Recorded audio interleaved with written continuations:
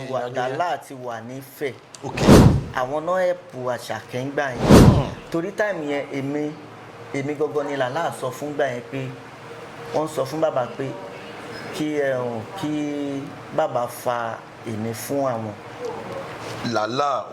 Wọ́n ní kí bàbá fa èmi fún àwọn pé so àwọn mọ̀ báwọn ṣe máa bá mi ṣe ti Ifẹ̀ yẹn. Okay. Àṣàkẹ́ dẹ̀ wà ń bẹ̀ ń gbà yẹn. Ó gbọ́. Òun náà ń gbọ́. Ojú ẹsẹ̀ òun kàn pé mọ́ sí ẹni. Ọ̀dà sáà ó pe mọ́ sí ọ̀nà ní interest ó pe mọ́ sí ìyá ṣá gbogbo ẹ̀jọ́ wọ́n ṣe kinní kan owó rẹ́bà ẹ̀ understand ibẹ̀ ni ló mú Àṣàkẹ́ wọ Ifẹ̀. Ṣé Yorùbá mi sọ? Tí ò bá wà pẹ̀lú wa ń gbà yẹn kò lè lé àìdíà kó tẹ̀fẹ́. ó lè má ní àìdíà pé bóyá fẹ́ ló máa lọ gbà yẹn. lọ ti lọ school. Gbàtẹ́jọ́ one time yẹn ṣé did you see any sign wípé ìbọ̀kẹ́ tí èèyàn bá jọ wà ó láwọn jẹ́ pé tàbájọ́ ń wà ń gbà yẹn tí wọ́n ti jẹ́ nǹkan kan tó jẹ́ pé ìgbà tó ti wá padà wá jẹ́ nǹkan tó jẹ́ pé I knew you were gonna be you were gonna be big. Ṣé ẹ rí àwọn signs kọ̀ọ̀kan wípé this guy there is something special about him because now gbogbo àwọn kinní tẹ̀sọ̀ yìí ń sìn pé ó máa ń jó ó ṣe kinní gbogbo àwọn kinní yẹn ló fún Àṣàkẹ́ ní stage craft stage performance yẹn nísìn yẹn máa rí pé ó máa ń unique tó bá wà lórí ìṣẹ́jọ́ máa ń perform Àṣàkẹ́ máa ń jó na very good dancer so gbogbo creativity ijó creativity performance ẹ̀ creativity orin kíkọ ẹ̀ so táìmù yẹn náà ni gbogbo kinní yẹn ló ti wà nú ẹ̀. Ó ti wà nú ẹ̀ gbogbo táìmù yẹn náà ó ti ń kọrin torí mẹ́dó ló ń jẹ́ ńgbà yẹn. Mẹ́dó. So nínú gúrùpù wa làwa ti máa ń pè ní Àṣàkẹ́. Ṣé Yorùbá mi gbogbo àwọn obìnrin ló ń jẹ́ Àṣàkẹ́. So orin hip hop ni Àṣàkẹ́ gangan ni mẹ́dó. Okay. Mẹ́ta wa là ń sọ pé Àṣàkẹ́ torí àwọn èèyàn láìkí ẹ̀ tó máa ń gbọ́ Àṣàkẹ́ yẹn wọ́n máa ń dòdò pé báwo lọ ọkùnrin ṣe máa já Àṣàkẹ́. Ṣé Yorùbá mi àwa la ní orúkọ táwọn èèyàn dẹ̀ ń láìkí ẹ̀ mọ́ yìí òun ni kò máa tẹ̀ mọ́ra ẹ̀ létí o dáàdì ẹ̀ èmi àti wọn jọ máa ń ríra wa tá a bá ríra wa wọn á ní pé ṣé mi àtàṣàkẹ́ ń sọ̀rọ̀. Okay. ẹ understand màá ní pé èmi àti ẹ ti jọ sọ̀rọ̀ ti pẹ́ ojú ẹsẹ̀ dáàdì ẹ̀ máa mú fóònù wọn á ní mo wà ń bí báyìí so ó máa ní kí n gba nọ́mbà òun lọ́wọ́ dáàdì òun pé ní nọ́mbà tòun nìyẹn so ìgbà tó dẹ̀ yà tí n bá ti pè bí ẹ̀mejì ẹ̀mẹ́ta tí nọ́mbà ẹ̀ bá ti lọ mọ́ èmi rè mi ń pẹ́ nǹkan ń pẹ́ tètè sú mi. Àwọn ẹlòmíín sọ history Murphy lójú ẹni tó mọ history Murphy. Bí ti báwo. Ṣe rí ngbà tí Murphy tán máa dẹ́kun ó níyàn kan bàbá ẹ̀ náà ń pe bàbá ẹ̀ bàbá ẹ̀ ló mú Murphy látòṣogbo. Àwọn náà mú Murphy látòṣogbo wá sẹ́kù ìyẹn inú ọ̀tọ̀. Ní ọ̀tọ̀ ní ọ̀tọ̀ lébùté mẹ́ta. So àwọn náà mú Murphy wá sẹ́kù náà ti ń ṣe babaláwo gbà yẹn gbogbo táìmù yẹn mi wà ní primary school. Sorry ṣé babaláwo ní film. Original babaláwo. Real life. Yep. So bàbá ẹ̀ yẹn náà èmi náà tún wá ti gbé ọ̀dọ̀ bàbá ẹ̀ yẹn rí. Gbogbo ìgbà yẹn bàbá ẹ̀ yẹn ló wá fa Murphy lé bàbá lọ́wọ́ Murphy ní àwọn òun láìkì eré orí ìtàgé òun láìkì fíìmù. Okay. So bí bàbá ẹ̀ ṣàfa Murphy lé Bàbá Dagunro lọ́wọ́. Lé Bàbá Dagunro lọ́wọ́. Wow. Àti ibẹ̀ ni Murphy ti join. Wọ́n kọ́kọ́ ṣe fíìmù kan tán pọ̀ ó dà pé àwọn bíi mẹ́rin lọ́dọ̀ dáwọ́ ṣe fíìmù yẹn gbà yẹn. Second film tán máa ṣe ń gbà yẹn èmi ti star gbà yẹn. Okay. Torí gbogbo gbà yẹn mo tún ti ń jẹ́ tinú omi. Okay. Láti inú fíìmù. Second film yẹn mo lè rántí title ẹ̀ Ìgbà Ìwà ni title yẹn èmi nìkan náà fi ta fíìmù yẹn. Wow. Ní Dùmọ̀tà ń gbà yẹn. Ní Dùmọ̀tà ń gbà yẹn. Èmi nìkan náà bòdì sí pósítà tí mo gbé ọpọ́n fá àti ìrùkẹ̀rẹ̀ fádá ní báyìí wọ́n wá gbé orí dáàdì mi sínú ọpọ́n fá yẹn. Wow. So ọmọọṣẹ́ Bàbá Dagunro ni Murphy jẹ. Officially. Bẹ́ẹ̀ni. N tó ṣẹlẹ̀ ni pé ká tó ya 100 years náà ojú wa rí débi pé iṣẹ́ yẹn wọn ò fẹ́ ká ìyá. Kí ló dé? Ìyẹn ọba Òṣogbo torí Òṣogbo láti yà ní Òṣogbo àtúnyà ní Lagos State nínú 100 years. Àtaọjà tó wà ń bẹ before ọba tó wà ń bẹ nsìn. Okay. A lọ lo palace yẹn. So ẹni tó wá ṣe ọba nínú 100 years yẹn. Agbàṣẹ ká tó lo bẹ̀ kò wá sọ́ba ńlé wọ́n wá rí crowd nínú palace yẹn. bó ṣe wá rí crowd nínú palace yẹn ọba yẹn wá ní pé kán lọ pè dáàdì mi wá àdè ti parí iṣẹ́. ẹ ti yà sí yẹn tán. ọba yẹn wá ní kán lọ pè dáàdì mi wá pé kí ni nǹkan tó ṣẹlẹ̀ báyìí pé ẹ sọ pé nǹkan báyìí lè fẹ́ ṣe. wọ́n wá ní kán play fíìmù 100 years yẹn gbogbo kárátà tí Kọ́lá Oyèwọ̀ ṣe nínú 100 years ọba yẹn dẹ̀ nìkan delete gbogbo ẹ̀. irọ́ ni o.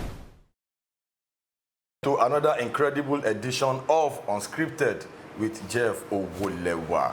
This edition is going to be very, very interesting because I've got an actor in the building today. This guy is a born actor.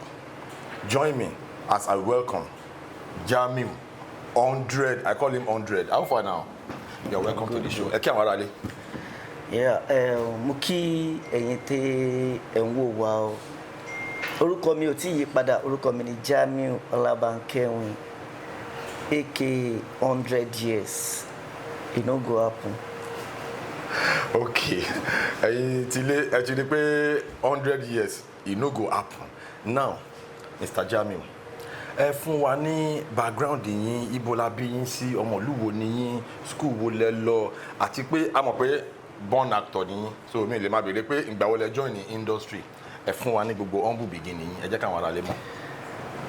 N tó ṣẹlẹ̀ ni pé wọ́n bí mi sí ìlú Èkó, ìyẹn ní Èbúté Mẹ́ta.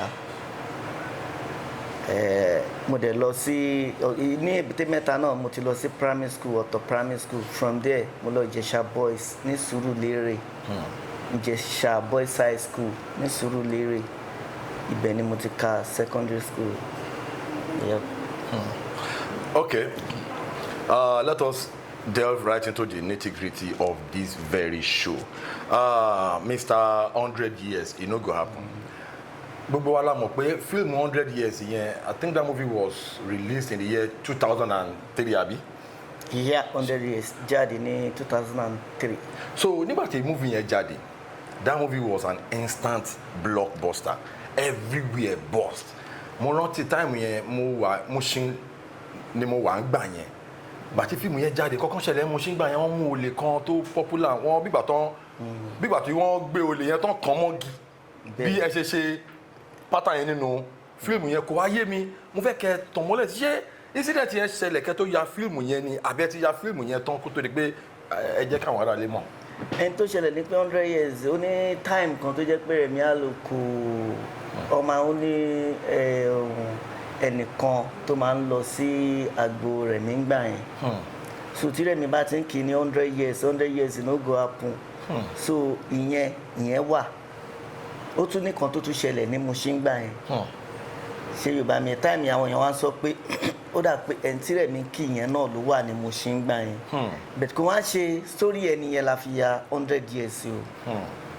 Bẹ̀tọ́lá pé orúkọ tí dáàdì mi fún title tí dáàdì mi fẹ́ sọ movie iṣẹ́ yẹn ó ní 100 years. Originally coincidence kan ló padà jẹ. Yeah. So èyí tó ṣẹlẹ̀ ni. Okay, movie yẹn one of the biggest Yoruba movies ni film 100 years yẹn torí film tó lámìlaka ni. You as an actor ẹ̀yin lẹ jẹ́ olórí àwọn gang yẹn nínú film yẹn.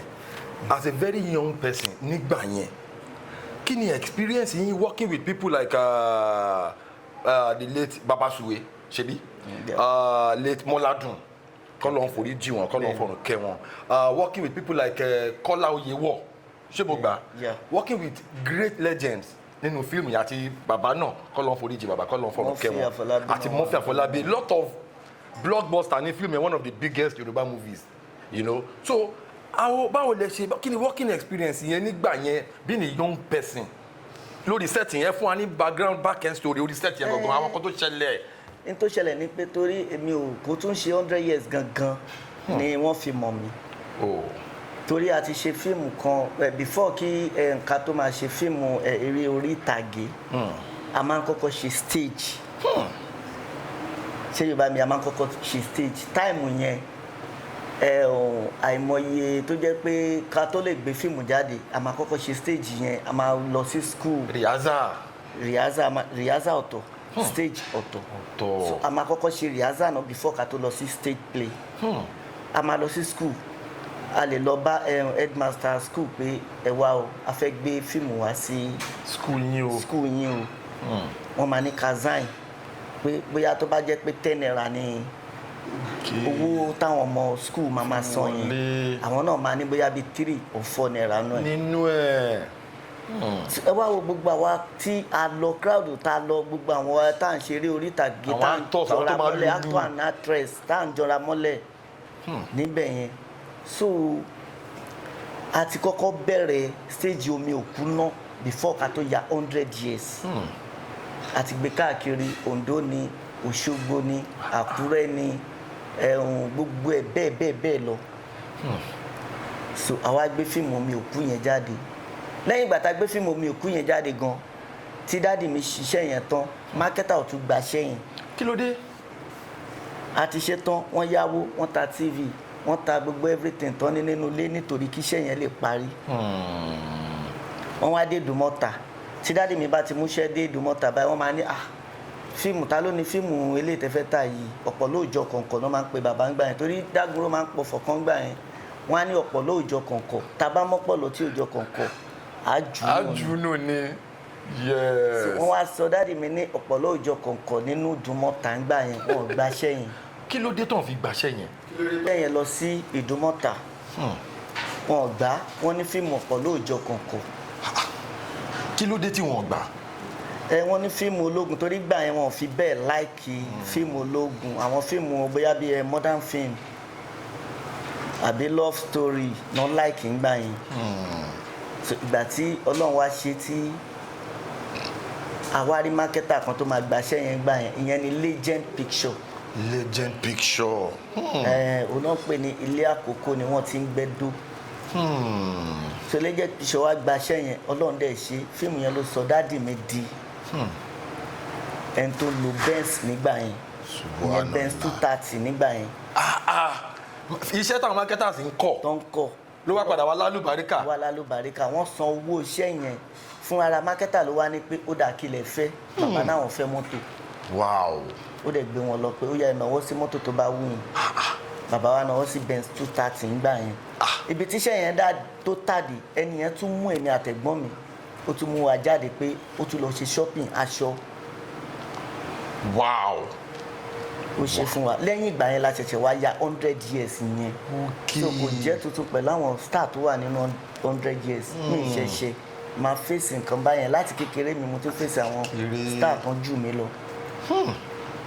mo fẹ́ highlight nǹkankan nínú fídíò yìí this is the first time I'm telling you ní táìmù kan torí ọmọ Mùṣín lèmi Mùṣín la gbé dàgbà so àwọn wa ń jẹ́ sí eré àkànní onípàn ilé kan ilé Òṣọlálé lónípàn dádì pé wọ́n lọ́ọ̀rẹ́ kan bẹ́ẹ̀ ni wọ́n máa ń wá gbà dádì máa ń dirun ṣé mo gbà dádì máa ń dirun tó máa ti wá ọmọ àwa ṣe kiri máa ń pẹ́ bàbá tó máa ṣe fíìmù yẹn rèé bàbá wọn nígà ní bàbá mi mú ìfẹ́ describe bàbá jẹ́ èèyàn kan tẹ́ pé a máa ń wò bí àwòkọ́ṣe àwọn ọmọ kékeré tá a bá rí àgbàlagbà kan tó máa fine láti jẹun tó fine àwọn pé akẹ́ntẹ́ dàbí ẹni yìí ti máa dàgbà a máa ń ní special love fún àwọn èèyàn bẹ́ẹ̀ yẹn tó tá a bá rí dáàdì tí dáàdì bá wá wọlé a máa ń kí wọn ẹ̀rọ sà wá kí wọn a máa wọlé so this is the first time I'm telling you bàtà wá dàgbà tèmi náà wá di actor gbogbo àwọn kinní yẹn ló máa ń make up àwọn memories títí tèmi náà as regard bàbá kọ́lọ̀ ń fọ̀rùn kẹ́ bàbá Dagunro ìwájú tán dojú kọ kò ní bàjẹ́ ẹ̀yin tán fi sílẹ̀ náà kò ní bàjẹ́ now gbogbo experience orí sẹ́ẹ̀tì 100 years yẹn mo ṣì wà lórí question yẹn mo ṣe fẹ́ kẹ́ fún wa báwo lẹ ṣe yà báwo ni story yẹn ṣe kàn báwo kí ni inspiration behind the story 100 years yẹn gbàtẹ́ yà tán àwọn nǹkan wo ló ṣẹlẹ̀ torí films pọ̀ ẹlòmíà ṣe movie akànjáde kò ní really ní impact fíìmù yẹn ó máa ní àwọn kankan tí ó máa ṣẹlẹ̀ lẹ́yìn ìgbà tí fíìmù yẹn jáde gẹ́gẹ́ bí kárátà tẹ́ ṣe tẹ́ ti mọ nǹkan tí mo ń try láti sọ àwọn kan wo ló ṣẹlẹ̀ nígbà tí fíìmù yẹn jáde àtọ́ sí pé bóyá àwọn fans bẹ̀rẹ̀ sí ní receive yín pé bọ̀bọ̀ ìyá kíní kan dẹ ní school as a young person tó ṣe irú kárátà ńlá bẹ́ẹ̀ yẹn kò kí n ṣe nǹkan tí young person máa ń ṣe everyday so that was very very unique àwọn nǹkan wo ló ṣẹlẹ̀ ní school mọ̀ kẹ́sì máa wà school gbà yẹn àwọn kan wo ló ṣẹlẹ̀ ní school ṣẹ́jà bá wọnú classroom àwọn ọmọ méjì báwo àwọn kan ló ń ṣẹlẹ̀ kí ni experience yẹn ẹ ṣe ẹ̀ pẹ̀lú àwọn aráalé. n tó ṣẹlẹ̀ ni pé ká tó ya 100 years náà ojú wa rí débi pé iṣẹ́ yẹn wọn ò fẹ́ ká ìyá. kí ló dé. ìyẹn ọba Òṣogbo torí Òṣogbo láti ya àyà ní Òṣogbo àtúnyà ní Lagos State nínú 100 years. àtàọjà tó wà ń bẹ before ọba tó wà ń bẹ nsìn. okay. a lọ lo palace yẹn. so ẹni tó wá ṣe ọba nínú 100 years yẹn. agbàṣẹ ká tó lo bẹ̀ kò wá sọ́ba ńlé wọ́n wá rí crowd nínú palace yẹn. bọ́n ṣe wá rí crowd nínú palace yẹn ọba yẹn wá ní pé kán lọ pè dáàdì mi wá àdè ti parí iṣẹ́. ẹ ti yà sí yẹn tán. ọba yẹn wá ní kán lọ pè dáàdì mi wá pé kí ni nǹkan tó ṣẹlẹ̀ báyìí báyìí pé ẹ sọ pé nǹkan báyìí lè fẹ́ ṣe. wọ́n wá ní kán play fíìmù 100 years yẹn gbogbo kárátà tí Kọ́lá Oyèwọ̀ ṣe nínú 100 years ọba yẹn dẹ̀ nìkan delete gbogbo ẹ̀. irọ́ ni o tẹ́tí yàtọ̀. àti yàtọ̀ ọba yẹn nìkan delete gbogbo ẹ̀. kí ló dé.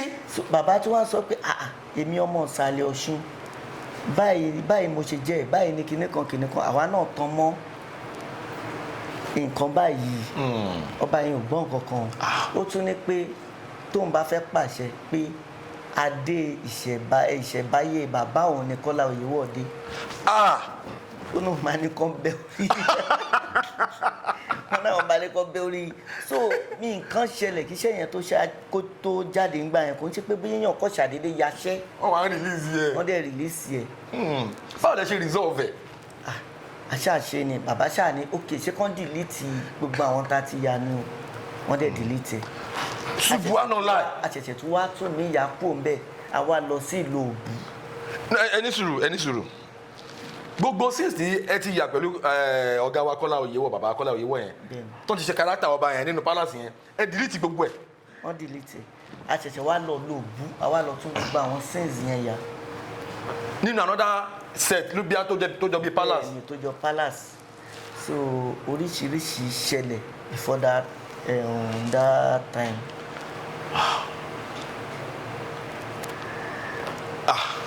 ok ẹ ṣe máa fún wa ní àwọn back end story tẹ́ ẹ̀ ń sọ fún wa lórí ètò lẹ́ni nípa fíìmù 100 years yẹn èmi ò rò pé mo gbọ́ rí ní anywhere yes so mo fẹ́ kẹ́ fún wa because àwọn nǹkan tí a ṣe ní time kan nínú Yorùbá movie industry wa ni pé a kì í ṣe proper documentation òun ló fi di pé time kan wọ́n sọ pé the first person tó ya home video ní Nàìjíríà pé Kenneth Ndubue ni then awari actor Ṣọlá Yẹmí Ṣọládé tí wọ́n jáde tí wọ́n sọ pé no Kenneth Ndubue kọ́ ló ya first home video Nàìjíríà torí pé àwọn bàbá wa yẹn àwọn ọ̀gá wa bàbá wa yẹn wọ́n ń ṣe proper documentation so mo fẹ́ kẹ́ put àwọn kankan tó retrospect lórí set lórí ètò yìí ká fi ṣe proper documentation báwo náà ṣe resolve kìíní yẹn ti sọ fún wa ń sìn ẹ tún fún wa ní other back end story míì tí àwọn èèyàn mọ̀ tí wọ́n gbọ́ rí nípa fíìmù 100 years yẹn. ló pọ̀ kò ń ṣe 100 years ni mò ń sọ àìmọye dojúkọ tí mo ti fèsì gan before ká tiẹ̀ tó yẹ 100 years ká tó yẹ omi òkú o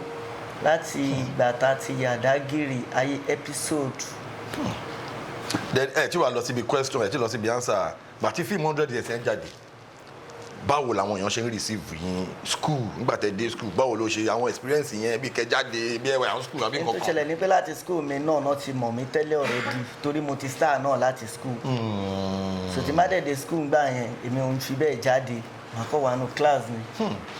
ṣé Yorùbá mi lẹ́yìn àwọn ọ̀rẹ́ ẹni tájọ́ ń jókòó báyìí nǹkan ló lè súnmọ́ mi mi ò fi bẹ́ẹ̀ kó yàn pé bóyá torí oríṣiríṣi máa ń ṣẹlẹ̀ nígbà yẹn nínú school ẹni tí ó yẹ kó báyọ̀ sọ̀rọ̀ ẹni à àbáyọ̀ sọ̀rọ̀ ẹni à ẹ̀dẹ̀ mọ̀ pé olórúkọ lọ́rọ̀ máa ń bá wí. so wọ́n ti mọ̀ mí àìmọye gbà mí gan tẹ́ bá rí gbogbo Instagram mi àìmọye ẹ̀tajọ lọ school gbà mí tó máa ní ìrántí mi mọ́ ni Ìjẹ̀ṣà boys ní class báyìí lájọ wa kinní kan whatever so wọ́n mọ̀ mí already before 100 years tó jáde wọ́n mọ̀ mí ní school. as an actor as a star. Yeah. okay now ní táìmù yẹn lórí mo ṣe máa ń sọ as an actor mo lè imagine pé nǹkan tí mo ń fèsì nsìn kí n máa fèsì ẹ̀ nígbà tí mo kéré ṣe ti get àwọn ní opportunity yẹn so people like Azeez Ijaduade born actor lòun náà people like Tolu ọmọ baba Big Abbas Ajiboye okay people like Samuel Ajirebi you know time yẹn ẹ̀yin jẹ́jẹ́ young persons jẹ́ pé àwọn films yẹn jáde gbogbo yín wá popular you know kí ni ìbáṣepọ̀ tó wà láàrin yín nísìn that gbogbo yín ìgbà tí mo dárúkọ yẹn Azeez Jaduade Samuel Ajirebi you know. no ìbáṣepọ̀ gbogbo wa kò sí anything láàrin wa so torí gbogbo wa jọ wà ní. okay torí àwọn understand okay so ìbájọṣepọ̀ wa ó ṣì ń lọ. okay torí a lot of people will be like okay àwọn people yìí colleagues ni wọn born actors ni wọn ṣe mọ̀ pé life tẹ́yìn máa live ó yàtọ̀ sí life táwa tẹ́ pé àwa wọlé 2000 irú àwa ń ṣe 2010 làwa yẹn ṣe dé tẹ́lẹ̀ pé ó yàtọ̀ síra wọn so experience tẹ́yìn ti ní as a young person tẹ́tí popular ó yàtọ̀ sí èyí táwa yẹn ṣe ní sìn so now next question mi òun ni wípé daddy ara àwọn legends wa ni daddy kọ́lọ́n forí jì wọ́n lẹ́ẹ̀kan sí kọ́lọ́n fọ́nà kẹ́ wọn yeah kí ni experience yín being a child of a popular person torí àbọ̀ nírú experience yẹn so kí ni experience yín pẹ̀lú daddy nígbà tẹ́ ń grow up ẹ máa ń lọ sí show ẹ máa ń lọ sí set àwọn kìíní ẹ jẹ́ káwọn ará lè. experience mi náà ni pé ńgbà tí wọ́n bá ń lọ location gbogbo nǹkan tí daddy mi bá ń ṣe ńgbà yẹn so èyí tí ò bá dá ń bẹ̀ tó máa ń bá mi wí ńgbà yẹn mi ní mọ̀ pé wọ́n fẹ́ kí n ní experience ni inú màmá bí mi mo lè ó kì í sìn àìmọye iṣẹ́ mi tó jẹ́ pé daddy mi máa gba owó tó ń bá gba owó ń sìn yìí wọ́n lè ní pé Jamiu ìwọ náà fẹ́ ló fẹ́ lọ ṣe lead role ní Ọ̀yọ́ o wọ́n fẹ́ ṣe lead role ní Kotonu ẹ understand tó ń bá ti gba owó yẹn èmi sì kéré ńgbà yẹn so owó yẹn tó ń bá gbà wọ́n lè ní bóyá 10,000 gbà yẹn 10,000 gbà yẹn dẹ̀ ní owó ni owó ńlá bàbá afagídí fún mi ní 1,000. ok ẹ̀yin dẹ̀ lẹ́fẹ̀ẹ́ lọ ṣiṣẹ́ ń bẹ̀. fún èmi yẹn wọ́n á ní máa ná díẹ̀díẹ̀ o torí owó yìí mo fún ẹ wọ́n á tún fún ẹ lówó oúnjẹ ń location o. ṣé Yorùbá mi gbogbo ìgbà tójú wa ń là lèmi náà wọ́n gbà bàbá yìí so ẹ kàn ń gbowó orí mi ni wọ́n dẹ̀ gbowó orí mi. training ni. torí training ni ara experience kan nìyẹn. bẹ́ẹ̀ni.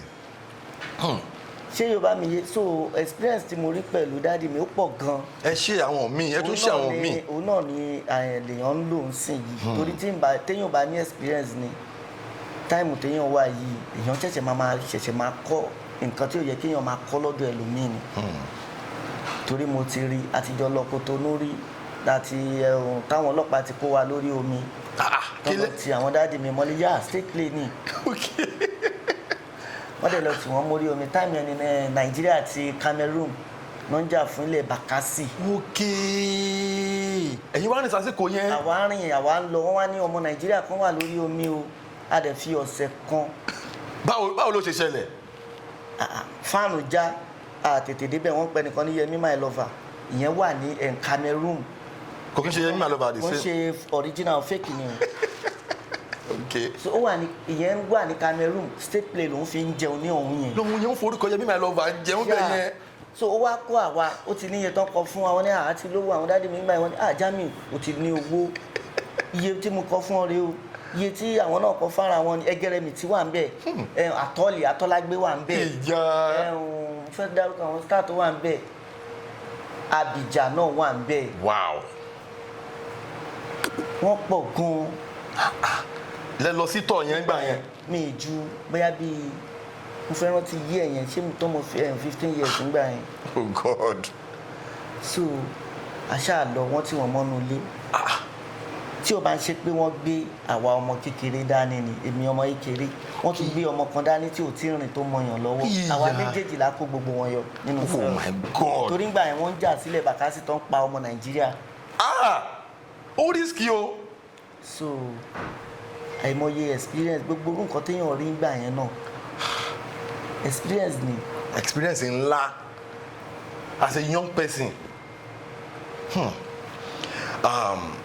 ẹ̀yin tiwa nílé ṣàtìrí orí ètò yìí ó láwọn angles kọ̀ọ̀kan tèmi máa ń like in touch torí a lot of things tẹ́ ẹ̀ sọ́n sí mi rò pé mo gbọ́ rí ní anywhere you see and these are the things tó yẹ ká máa mọ̀ gẹ́gẹ́ bí because bẹ́ẹ̀ ṣe jókòó yìí sìn kò sí báyìí máa sọ̀rọ̀ Yorùbá film kò sí máa sọ story Yorùbá film wọ́n máa sọ̀rọ̀ yín wọ́n máa sọ̀rọ̀ dádì so a mọ̀ pé dádì ẹ̀yin ni kọ́kọ́ lọ́mọ tí dádì bí báwo ni because you are about the most popular lára ọmọ tí dádì bí yeah báwo ni experience yín báwo ni relationship yẹn láwọn siblings yín tó kù.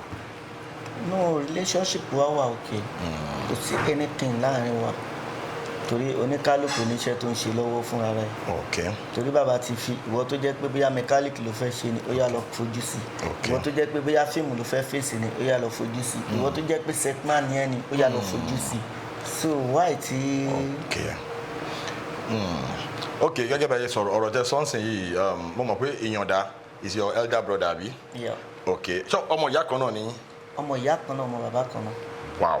okay ìyànda na one of the biggest set men ní industry ṣebi ìyá mo mọ̀ láti jọ ṣe àwọn iṣẹ́ kan dáadáa láti rí àwọn iṣẹ́ kan tó ṣe pẹ̀lú àwọn ọmọ fi nígbà yẹn so now time kan ó dà pé Àṣàkẹ́ gba wájú yín kọjá àbí báwo ni story yẹn ẹ ṣí ẹ pẹ̀lú àwọn aráàlú yìí. Àṣàkẹ́ Àṣàkẹ́ gba wájú wa torí ó ní time kan tó jẹ́ pé ńgbà tá a máa ń ṣe stage play káàkiri ńgbà yẹn Àṣàkẹ́ wà náà àwọn tó jẹ́ pé dancer yeah ó máa ń jó fún any occasion tá a bá ní pé bóyá à ń lọ sí ìkómọ ni o tá a máa jó tá a máa ṣe gbogbo ẹ̀ Àṣàkẹ́ náà wà ó ní ọkùnrin torí a máa lọ ọkùnrin 4 obìnrin 4 so Àṣàkẹ́ wà náà àwọn dancer wa tó jẹ́ pé òun náà èmi náà ń jó ń gbà yẹn so òun náà wà nù àwọn dancer gbogbo gbà yẹn aṣáájọ ń ṣe ni débi pé ó ń tẹ̀lé wa káàkiri nígbà yẹn so ara àwọn ọmọọṣẹ́ bàbá ní Àṣàkẹ́ jẹ́. okay story yìí sórí tẹ mẹ́nu báyìí mo fẹ́ tap wọnú ẹ̀ ní angu yìí torí time kan gbà tí Lala the same Lala tí Lala wà ní Ifẹ̀ tó wà ní school mo ní opportunity láti lọ sí ọ̀dọ̀ wọn nígbà yẹn a lọ sí school èmi àti crack a lọ síbi àsunbẹ̀ àjẹun àṣeré Lala na person wey dey hospitable everybody you ma accommodate Lala ma accommodate everybody wọ́n máa encourage àwọn young guys so later bàtà Àṣàkẹ́ wá di Àṣàkẹ́ tó ti big àwa rí i pé Lala àti Àṣàkẹ́ wọ́n sì máa ń wà a máa ń rí wọn papọ̀ you know so nǹkan tó fẹ́ sọ ni pé it's always good to be good torí kò sẹ́ni tí ó mọ̀ bí tí everybody máa dé lẹ́yìn wa ọ̀la now mo wá sọ fún èèyàn kan when we saw the video of Àṣàkẹ́ àti Lala papọ̀ mo wá sọ fún èèyàn kan pé mo ní ṣó mọ̀ pé Lala tó ń wo yìí even àwa gan nígbà tá a ti jẹ kọ̀ọ̀kan tá a kàn ṣe ń fò káàkiri tá a kàn ń jánu káàkiri industry a ti ṣeré lọ sọ́dọ̀ Lala rè nífẹ̀ẹ́ gbà tó ń ṣì wà ní Ifẹ̀ tó ń ṣì wà ní school a ṣe lọ bẹ̀ inú rúùmù wa wà ń bẹ̀ láwa for days a kàn ń jẹun à ń ṣe fàájì you know so wọ́n wá sọ ní táìmù yẹn náà pé dà pé Ifẹ̀ náà ni Àṣàkẹ́ lọ wọn á ní òkè gbogbo kíní yẹn ó cross ara wọn ní táìmù yẹn ni ṣé ọ̀tọ̀ọ̀tọ̀ ni àbí báwo ló ṣe jẹ́ ìrìn ìrìnàjò yẹn. Lala ti wà nífẹ̀ okay. àwọn náà ẹ̀pù Àṣàkẹ́ ń gbà yẹn torí táìmù yẹn èmi gangan ni Lala sọ fún gbà yẹn pé wọ́n sọ fún bàbá pé kí bàbá fa èmi fún àwọn. Lala okay. wọ́n ní kí bàbá fa èmi fáwọn pé so àwọn mọ̀ báwọn ṣe máa bá mi ṣe ti Ifẹ̀ yẹn. okay. Àṣàkẹ́ dẹ̀ wà ń bẹ̀ ń gbà yẹn. ó gbọ́. òun náà ń gbọ́ so ìgbà tí Lala wá sọ̀rọ̀ yẹn wọ́n gbà tí Lala ń sọ fún mi pé kí n wá sífẹ̀ ń gbà yẹn ojú ẹsẹ̀ òun kàn pé mọ́ sí ẹ̀ ni ọ̀dà sáà ó pe mọ́ sí ẹ̀ náà ní interest ó pe mọ́ sí ẹ̀ ìyá ṣá gbogbo ẹ̀jọ́ wọ́n ṣe kinní kan owó rẹ́bà ẹ̀ understand ibẹ̀ ni ló mú Àṣàkẹ́ wọ Ifẹ̀ ṣé yorùbá mi sọ tí ò bá wà pẹ̀lú wa ń gbà yẹn kò lè lé àìdíà kó tẹ fẹ́ ó lè má ní àìdíà pé bóyá fẹ́ ló máa lọ ń gbà yẹn. lọ ti lọ school gbàtẹ́jọ́ one time yẹn ṣé did you see any sign wípé ìbọ̀kẹ́ tí èèyàn bá jọ wà ó láwọn jẹ́ pé tàbájọ́ ń wà ń gbà yẹn tí wọ́n ti jẹ́ nǹkan kan tó jẹ́ pé ìgbà tó ti wá padà wá jẹ́ nǹkan tó jẹ́ pé I knew you were gonna be you were gonna be big ṣé ẹ rí àwọn signs kọ̀ọ̀kan wípé this guy there is something special about him because now gbogbo àwọn kinní tẹ̀sọ̀ yìí ń sìn pé ó máa ń jó ó ṣe kinní gbogbo àwọn kinní yẹn ló fún Ashake ní stage craft stage performance yẹn nísìn yẹn máa rí pé ó máa ń unique tó bá wà lórí stage tó máa ń perform Ashake máa ń jó na very good dancer so gbogbo creativity ijó creativity performance ẹ creativity orin kíkọ ẹ so táìmù yẹn náà ni gbogbo kinní yẹn ló ti wà nú ẹ. Ó ti wà nú ẹ gbogbo táìmù yẹn náà ó ti ń kọrin torí mẹdó ló ń jẹ́ ńgbà yẹn. Mẹdó. So nínú gúrùpù wa làwa ti máa ń pè ní Ashake. Kí ṣé Yorùbá mi gbogbo àwọn obìnrin ló ń jẹ́ Ashake. So orin hip hop ni Ashake gangan ni mẹdó. Okay. Mẹ́ta wa là ń sọ pé Ashake tó ń torí àwọn èèyàn láìkí ẹ̀ tó máa ń gbọ́ Ashake yẹn wọ́n máa ń dòdò pé báwo ló ọkùnrin ṣe máa já Ashake. Ṣé Yorùbá mi àwa la ní orúkọ táwọn èèyàn dẹ̀ ń láìkí ẹ̀ mọ́ yìí òun ni kò máa tẹ̀ mọ́ra ẹ létí o. That's why ẹ̀rí pé ń sìn náà òun náà ti ń change ó ti fẹ́ máa orúkọ tó ń lò tẹ́lẹ̀ láti ilẹ̀ ó ti ń dárúkọ ẹ̀ ń sìn pé mẹdó. Mẹdó ó máa ń lò ní àwọn lyrics yẹn. Ṣé because a mọ̀ pé Ashake àti Lala wọ́n ṣe máa ń wá wọ́n máa ń rò ṣé ẹ sì máa ń sọ̀rọ̀ àbí jọ̀wọ́ lẹ ti sọ̀rọ̀ gbẹ̀yìn jọ̀wọ́ lẹ ti. No ní time kan tó jẹ́ pé tí n bá wà nísàlẹ̀ Èkó nígbà kan so dáàdì ẹ̀ èmi àti wọn jọ máa ń ríra wa tá a bá ríra wa wọn á ní pé ṣé mi àti Ashake ń sọ̀rọ̀ ẹ understand màá ní pé èmi àti ẹ ti jọ sọ̀rọ̀ ti pé ojú ẹsẹ̀ dáàdì ẹ̀ máa mú fóònù wọn á ní mo wà ń bí báyìí so ó máa ní kí n gba nọ́mbà òun lọ́wọ́ dáàdì òun pé ní nọ́mbà tòun nìyẹn so ìgbà tó dẹ̀ yà tí n bá ti pè bí ẹ̀ẹ̀mejì ẹ̀ẹ̀mẹ́ta tí nọ́mbà ẹ̀ bá ti lọ mọ́ èmi rè mi ń pẹ́ nǹkan ń pẹ́ tètè sú mi. Okay, now ẹ jẹ́ ká lọ sí another angle. I know that you are kind of close pẹ̀lú àwọn onífújì torí a máa ń rí yín ẹ̀yin àti Alhaji Sule Alao Malaika a máa ń rí yín pẹ̀lú àwọn onífújì kí ni ìbáṣepọ̀ kí ló ń ṣẹlẹ̀ ṣé MC náà lẹ máa lọ ń ṣe tẹ máa fi ń pàdé ni àbí ẹ jẹ́ káwọn èèyàn. no ẹ mọ̀ kò sí béèyàn ṣe máa wà tí ò ní ní ẹ̀ǹtẹ̀yàn like. Okay. So bí èmi ń sìn yìí mo ti láìkì Alhaji ń sìn yìí Sule Alao Malaika mo ti láìkì wọ́n ń sìn ó ti pẹ́ gan.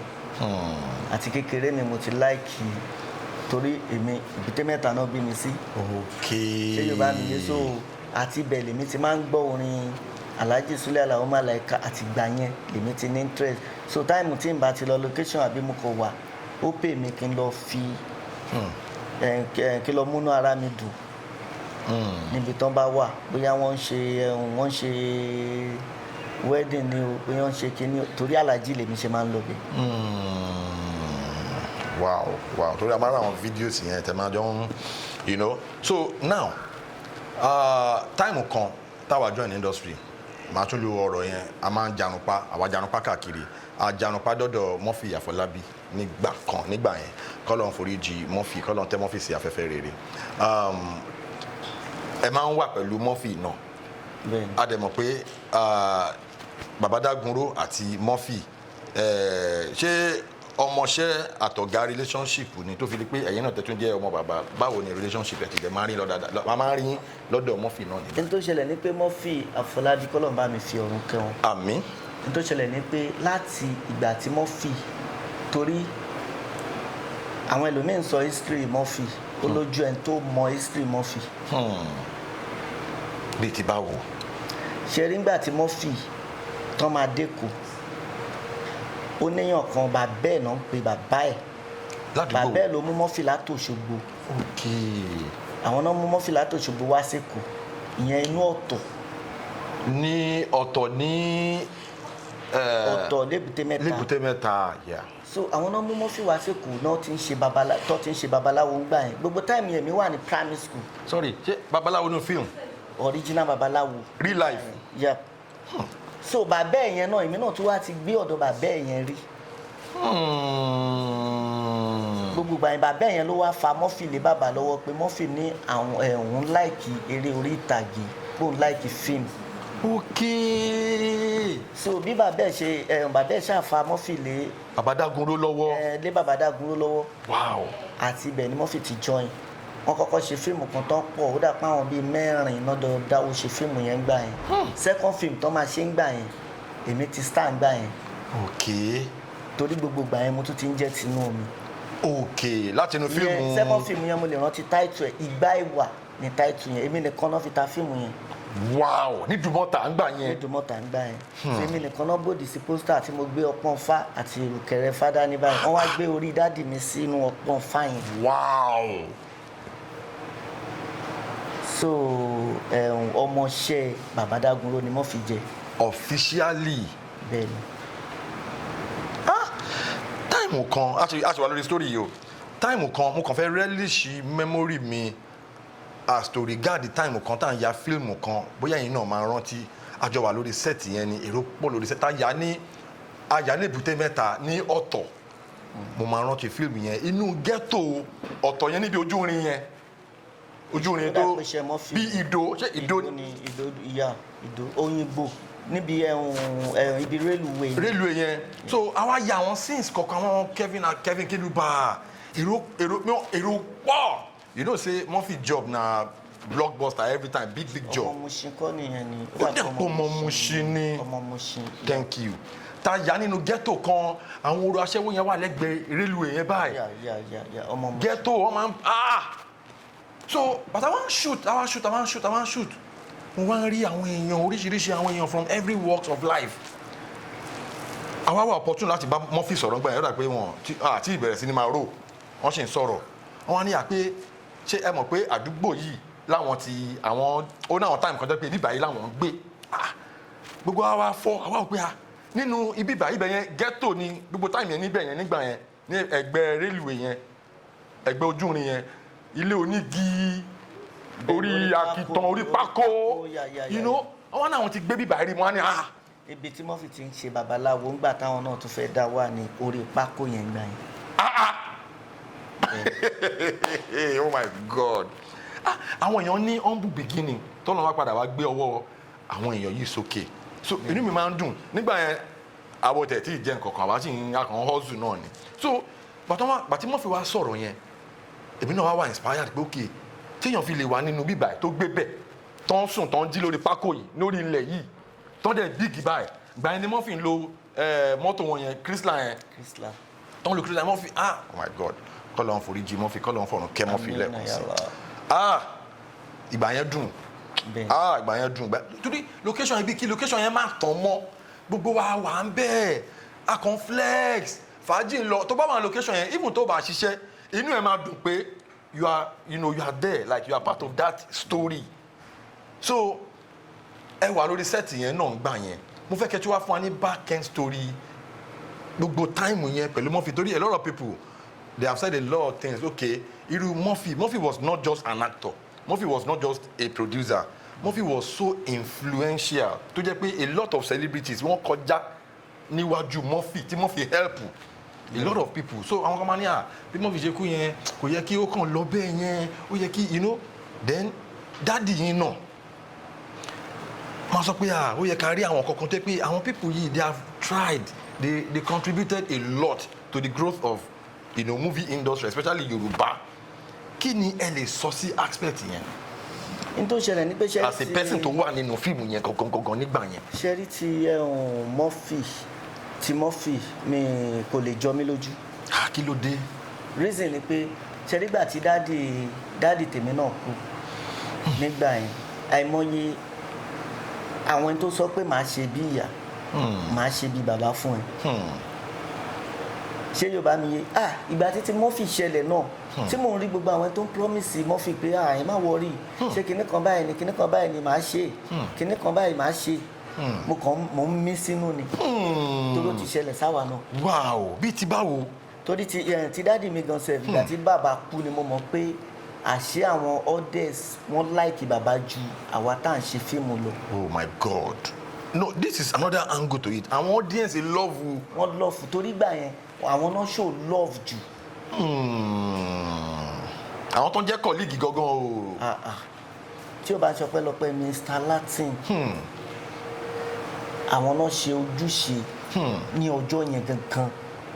bẹ̀ṣẹ̀ wá rí gbogbo àwọn tí bàbá ti help nígbà yẹn kan tó wà láyé tó jẹ́ pé tó bá fẹ́ ṣiṣẹ́ báyìí wọ́n máa ní ẹni báyìí àwọn náà máa kọ́kọ́ cast wọn pé ẹni báyìí mo must to lò ẹni báyìí mo must to lò. ẹ understand ìgbà tán kú tán mo wá wò pé ẹ wá wo gbogbo àwọn tí bàbá dẹ̀ wà láìkí ẹ wò àárín wọn ẹlòmíì gan mi rí nú ẹlòmíì ò mi rí kọ́ ẹ̀. dọ́là. So that's why títọ̀rọ̀ tí Murphy ò lè fi jọ mí lójú nìyẹn pé oníkálukú ọ̀rọ̀ orí àwọn lásán ni. ọ̀gá ẹ̀yin aráalé conversation tá à ní lórí ètò yìí is getting me kind of emotional, so mo ní láti just I need to just take a minute now.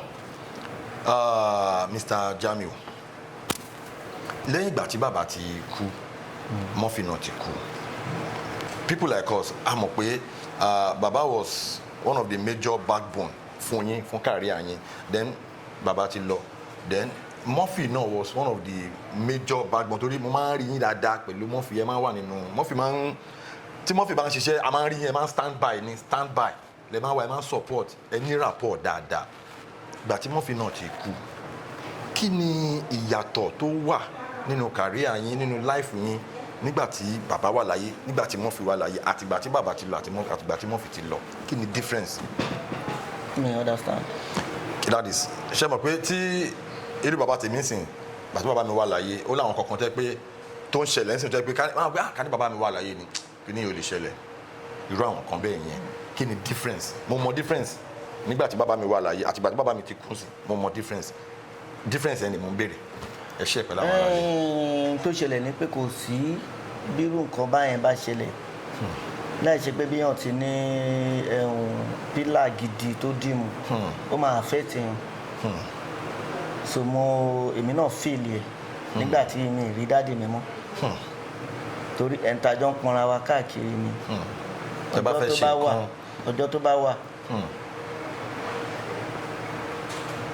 mi ní disturb wọn bẹ́ẹ̀ tọ́jọ́ tí ò bá sí tí n bá pè ẹ̀ ló Fasco. Ta ni Fasco? Dáàdì mi ni máa ń bá wọn sọ̀rọ̀ nìyẹn. Ẹ close.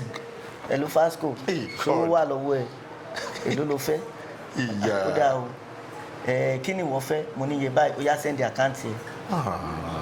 So màá fìlì wọn nígbà tó ń sí wọn. So ìyàtọ̀ wà ń bẹ́ẹ̀ but à ń dúpẹ́ lọ́dọ̀ Ọlọ́run báyìí. Alhamdulillah.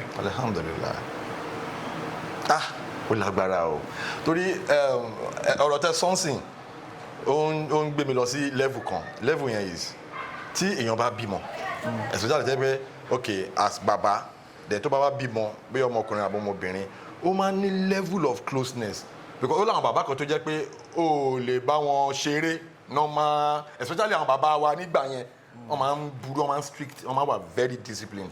Ó láwọn eré kan tó lè so bẹ́ẹ̀ ṣe wá sọ́nsìn pé ẹ máa ń pe dáàdi yín pé hello Fasco ẹ máa ń ṣeré a máa ń ṣeré o torí 5 and 6. lẹ́yìn méjèèjì làwọn méjèèjì nígbà yẹn. ó lágbára. So now game ti yàtọ̀, eré ti déré internet, social media ti wà, a lot of things ló ń ṣẹlẹ̀ ní left right and center. Kí ni torí from you now I could actually call you a veteran. Yeah, you are still very young o but you have been in the game for a long time, you were born into the game. Experience through people like you tell me, people like us ni in the sense that ẹ̀yin ṣe àwa náà èmi náà rántí pé mo ṣe stage play kan àbí méjì but ẹ̀yin traditionally ẹ ṣe stage play dáadáa, ẹ travel lọ sí everywhere pẹ̀lú dádì, ẹ ṣe gbogbo àwọn kinní yẹn. Kí ni experience yín nígbà yẹn tó jẹ́ pé era theatre tó máa ń ṣe stage play tó jẹ́ pé proper training, proper ẹ máa ń jó choreography, wọ́n máa ń lùlù gbogbo àwọn ijó Yorùbá yẹn cultural dance yẹn máa ń jó because tí ẹ bá ní gbogbo experience ẹgbà yẹn ó tẹ̀lé wọ́ọ́dí set báwo lè tẹ̀lé wọ́ọ́dí set tó máa fẹ́ ya film. So kí ni difference, kí ni experience yín compared to that time àti ìsìn tó yẹ pé ẹ kàn máa rí new actor kan tó kàn máa wọ industry gbà Instagram gbùdùgbùdùgbùdù ó ti ní followers gbàgbàgbà wọ́n ti bó dẹ̀ sínú film. Kí ni difference, the quality difference, the discipline difference, you know, from judging from a person tẹ́tí witness méjèèjì ẹ witness ìgbà yẹn ẹ tún ti witness ìsìn ọlọ́run alọ́ra ẹ̀mí yẹn ní kó kékeré ẹ má dàgbàdàgbàdàgbàdàgbà. So ẹ share difference yẹn pẹ̀lú àwọn ará. Ó yàtọ̀ ìgbà yẹn ṣe rí ìgbà yẹn fíìmù dùn ìgbà yẹn ṣe rí tí bàbá bá ní àlọ́ location bá yẹn sìn ìgbà yẹn a lè gbé báàgì wa kó jẹ́ oṣù kan la máa lọ location. Oṣù kan. wow. ìgbà yẹn oṣù kan tá fẹ́ lò yẹn náà mò ń ṣe pé bóyá fàájì kan la lọ ń ṣe o a fèsì iṣẹ́ yẹn ni. iṣẹ́ ni. you understand bẹ́ẹ̀ sìn yìí ọlọ́run ó ti yàtọ̀ síra wọn. kí ni advantage kí ni disadvantage. ìta ń lò lóṣù kan gbà yẹn wọ́n lè fi àárín ọ̀sẹ̀ kankan fi yà ń sìn. bẹ́ẹ̀ni. àyàfi tó ń bá fẹ́ ya sinimá ń sìn náà máa sọ pé mo fẹ́ lo 1 month. you understand ṣẹ́ni gbogbo iye táwa wá ná ń gbà yẹn tá à ń ná tá à ń lo oṣù kan gbà yẹn nǹkan náà wá ń lò fi ya sinimá ń sìn yìí o owó sinimá ń sìn yẹn mọ iye bọ́jẹ̀tì ẹ̀. bẹ́ẹ̀ni. so ìyàtọ̀ wà ń bẹ̀. kí ni advantage kí ni disadvantage. èmi ṣáà ìgbà yẹn mo láìkí ẹ̀ mo láìkí ìgbà yẹn jù sí yìí lọ. tó jẹ́ pé tó máa release film hard copy ni cassette ẹ máa lọ rà á báyìí ẹ máa play ẹ.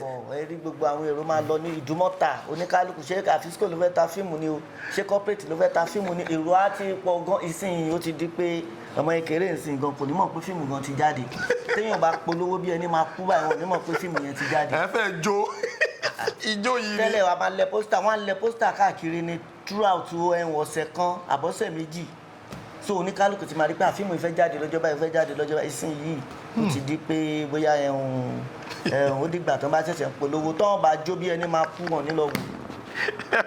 táìmù yẹn oníkálukú ẹni tí ò mọjó Johnson ti lọ ń kọjú kí fíìmù tó jáde. èmi kọ́ tẹ̀ ní kẹ́ wá kọ́ mi jó díẹ̀. iṣẹ́ tèmi náà tó fẹ́ jáde ń sìn máa lọ ya ọ̀rọ̀ kó gbogbo àwọn cultural dance. social media handle yín YouTube, Facebook, TikTok, Instagram. Jamiu Dagunro ni mò ń lò ní social media handle mi. okay so ẹ̀yin tí wá ẹ ti gbọ́ social media handle wọn tẹ́ bá ti tẹ Jamiu Dagunro YouTube àgbéjáde ẹ bá wa subscribe tẹ́ bá ti gbọ́ Jamiu Dagunro tẹ́ bá ti tẹ lórí TikTok ẹ bá wa follow same thing lórí Instagram Facebook náà same thing. Jamiu Dagunro. now kí ni the most challenging experience yín láti gbà tẹ́ ti bẹ̀rẹ̀ because you were born into this game up till now kí ni nǹkan tó jẹ́ pé ìṣẹ̀lẹ̀ tó ṣẹlẹ̀ bóyá lórí set ni bóyá tẹ́lẹ̀ gbàgbé ẹ ṣe ẹ̀ pẹ̀lú àwọn aráàlú. kò sí iṣẹ́ tí wọ́n ń ṣe láyé tí ò ní rí ìdojúkọ ara ẹ̀ náà ni mo ti sọ sẹ́yìn yẹn pé ìgbà tá à ń travel pa ń ṣe stage o wọ́n kó wa táwọn ọlọ́pàá fìbọn wá fi arrest wa látòrí omi láì ṣe pàwà fún ara wa àti ìdè Cameroon gbà yẹn so ara àwọn nǹkan tó jẹ́ èèyàn rí náà nìyẹn kò sí iṣẹ́ tí èèyàn ṣe láyé tó jẹ́ èèyàn ní bí ìdojúkọ ń bẹ. bẹ́ẹ̀ni. so ó pọ̀ so téèyàn ṣe tí ò ní rí dojúkọ ara ẹni ti Kútọ̀nù ti Cameroon tí mo sọ pé ọlọ́pàá fìbọn wá arrest wa ní orí omi so ìkan náà tún ni ti 100 years tí mo tún sọ yìí pé àti yaṣẹ́ tọ́tọ́ bá ní pé kí dáàdì mi delete iṣẹ́ yẹn so kò sí téèyàn bá máa gòkè ojú ẹ̀ máa rí ẹ̀dá tí ò bá ti rí dojúkọ ẹni yẹn ò tí ì fèsì rárá. okay now láti kágbá ètò nílẹ̀ there is this segment a máa ń ṣe a máa ń pè ní celebrity phone call ẹ máa gbé fóònù yẹn máa check contact yín celebrity tẹ́ mọ̀ pé tẹ́ bá pè báyìí lọ́wọ́ kan lọ́ọ́ máa gbé ẹ kàn ṣe ẹ lò sí wọn lórí ètò ó tán. okay. so ẹ̀yin ará lé ẹ jẹ́ ká fi ara balẹ̀ ká wo celebrity tí àlejò wa fẹ́ pè lórí ètò ká ṣe ẹ lò sí wọn abalẹ̀ la wà báyìí. torí kánà tọ̀ lẹ fẹ́ pè everybody máa ń busy kánà olórin náà ni everybody máa ń busy bẹ́ẹ̀ jẹ́ ká hope pé wọ́n máa gbé.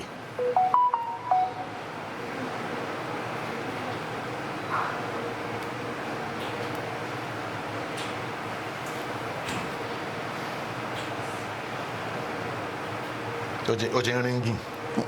ó máa ríngìn. àwọn ará ní dúró ó ti ń ríngìn. ẹ̀rọ jábì. Òkèlè. Jọjẹ́ ń pẹ́ padà. mo tiẹ̀ ti gbọ́ fọ́ọ̀sì yín. Òkèlè. mo wà lórí ètò ni o wọ́n wá ní pé mo gbọ́dọ̀ pé celebrity kan mo dẹ̀ pè yín báyìí mo ti pè yín wọlé báyìí o. Òkèlè. Jeff kọ́ yẹn. báwo ló ṣe mọ̀ pé mi ni. Mo tí mo tó bá ti di onípípé wọlé. ok bàbá kí àwọn aráalé ní wọn ní ìṣẹ́jú kan. ayé á kí gbogbo àwọn tí wọ́n já wọn fáǹsì wa lórí ètò adúpẹ́ orúkọ mi náà ní Babátúndé Usman aka Ìgbókèlè so a kí wọn o. ẹ ṣé gan o a pè yín ẹ jẹ́ wa God bless you. bó ti ẹ̀rọ ẹ torí mo ní ètò pẹ̀lú ẹ̀kọ́ àrògbà sọmọkùnrin yìí tó fẹ́ máa pè mí fún pàṣẹ ọ̀sáàtì mi tó ti ń ẹ máa sọ̀rọ̀. ó dáa Òkèlè bá fẹ́ yí padà. all right. ẹ̀yin aráalé ẹ ṣáà ti rí i pé ó lé kẹ̀ǹkà lórí ètò abala celebrity phone call àlejò wa ti pé Òkèlè gbogbo yín ẹ ti gbọ́ ohun Òkèlè wọn ti kí yín thank you so much for your support all the time a pè yín wá sórí ètò ẹ ṣé gan ìràwọ̀ yín tó ń tàn kò ní wọ̀ kùnkùn ògo yín á túbọ̀ máa tàn sówó á tàn sálùbáríkà á tàn sọ́lá á tàn sí ẹ̀mí gígùn ẹ ṣé gan ẹ kí àwọn aráalé àwọn fáǹsì yín ẹ lù wọn lọ́gọ̀ ẹnu mo gbà. ẹ̀yin tèmi tẹ́ ń wò wá ojú tẹ́ fi ń wò wá ò ní fọ́ o tí bàbá Dagunro bá máa sọ wọn ní ẹyẹ fọlá òṣì bàtà jẹun irun omi nìṣàn odò omi ayé ò ní gbé yín lọ. àṣẹ. bó ṣorí wẹ̀yìn wò ṣó ń bọ̀ àwọn owó báyìí la fi ṣẹ́gun òréré owó máa jẹ́ ti yín o ìbùkún àlàáfíà ó máa jẹ́ ti yín ẹran mẹ́ta kan wà tọ́dẹ̀ kì í pa ọdẹ kì í pa sán ẹ̀ní pa sán ọdẹ kì í pòfo ẹ̀ní pòfo ọdẹ kì í pàdánù ẹ̀ní bá wọn pàdánù thank you so much. àṣẹ ẹ ṣé gan inú wa dùn pé ẹ hànà wà ní orí ètò God bless you ẹ ṣé gan I really appreciate as we come to the end of the show Unscripted with Jeff Owolewa aka Tony Montana. Please do not forget to subscribe to our channel Jeff Owolewa TV. Smash that notification bell so when my next video is popping up you're gonna be the first to see it. God bless you for watching my videos. God bless you for dropping those beautiful comments. Jeff Owolewa is my name. Hala.